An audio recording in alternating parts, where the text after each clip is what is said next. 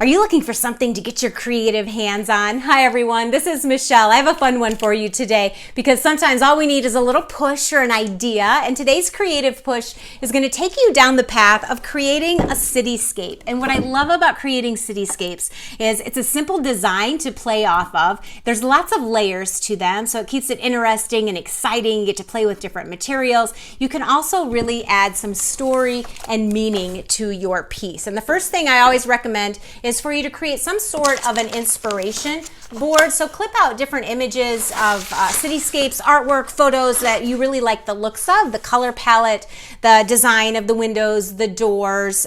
This will give you something to play off of to create your own look and style. Maybe you want your skyline to resemble an actual town that you live in or one that means something to you. Print off images of that. I'm working on the Des Moines skyline here. That'll give you the shapes of the buildings and so forth, the location of them to play along with.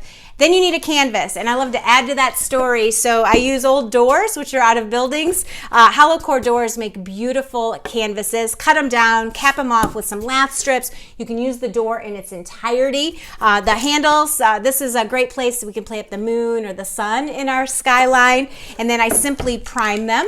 And then my first layer is always, I love to put a layer of papers down. It adds to that interest. You can pull out pages from old books, the crossword puzzles, the phone book, and you can strategically place some of that verbiage into your skyline so it plays in with your town or your storefronts. I just glue them down with some Mod Podge, and then you're going to come back in after that layer with your paints and start blocking out some of your buildings. Put all those buildings into place. Then you'll come back in with all of your final detail, the windows, the doors. Play around with different tools to create those shapes. You can continue to build it out. I cut out some wood, the shape of some of these buildings, added that to the front, added even more interest and depth. But in the end, this is a project. It's a lot of fun. It'll keep you busy for a while, one you can revisit, and then in the end, you can hang it proudly. And I think you'll feel very fulfilled and happy with the view you yourself created.